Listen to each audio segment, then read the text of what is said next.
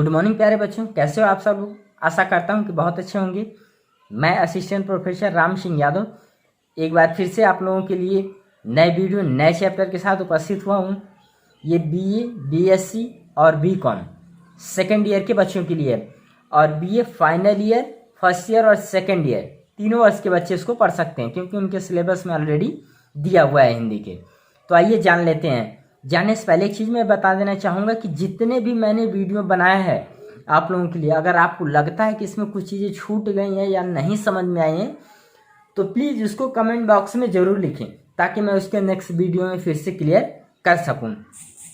आज की हमारी टॉपिक है पल्लवन। आइए अब देखते हैं टॉपिक। पल्लवन का सीधा अर्थ होता है फैलाव या विस्तार। मानक हिंदी कोश के अनुसार पल्लवन और पल्लवित शब्दों का अर्थ भी विस्तार, अभिवृद्धि के रूप में ध्वनित होता है। अर्थात ध्वनित होता है यानी जो शब्द हैं उनका फैलाव होना ही पल्लवन है। पेड़ या पौधे जो नए नए पत्तों से युक्त हो अथवा जिसे नए नए पत्ते निकल रहे हैं वो क्या कहलाता है? पल्लवन। जैसे कोई पेड़ है उसमें नए नए पत्ते निकल रहे हो, नई नई कली आ रही है, जो नई कली निकल रही, जो नए पत्ते निकल रहे हैं वही हमारा क्या है?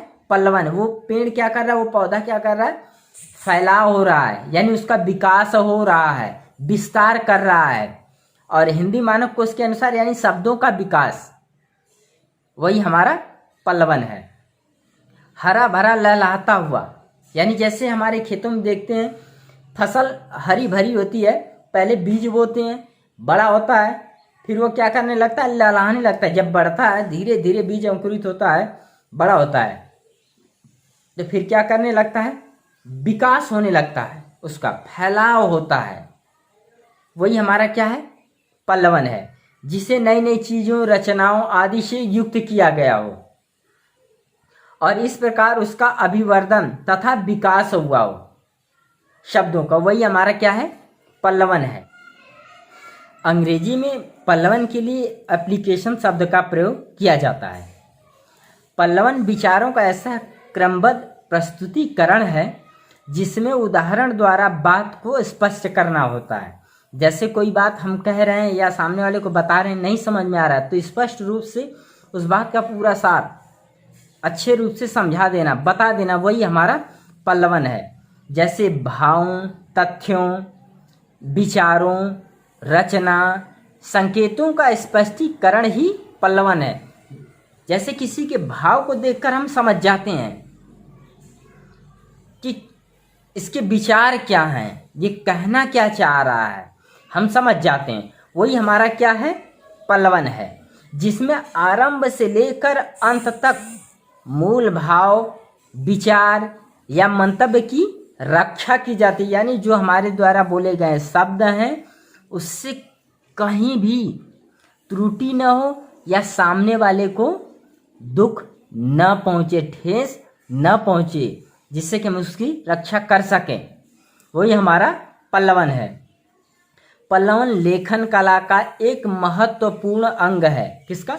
लेखन कला। लेखन यानी लिखने की एक कला है और उस कला का महत्वपूर्ण अंग है यह।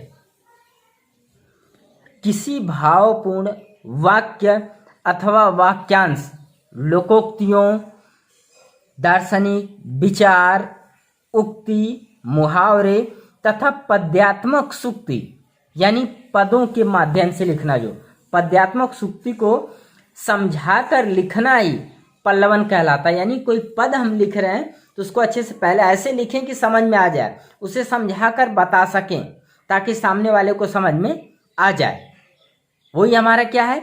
पल्लवन है। मुहावरे, जैसे हम मुहावरा बताते हैं, बच्चों को नहीं समझ में आता है तो उसके क्रमबद्ध तरीके से बच्चों के सामने, विद्यार्थियों के सामने पेश करना ही पल्लवन है। पल्लवन एक कला है।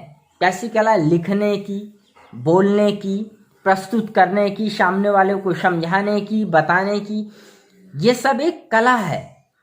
ये सारी कला पल्लवन के अंतर्गत आती है, जिसके लिए सतत अभ्यास की आवश्यकता होती है। जैसे पढ़ाई, हमें इसकी सतत निरंतर प्रयास की जरूरत होती है। हम जितना प्रयास करेंगे उतना ही हमें ज्ञान मिलेगा।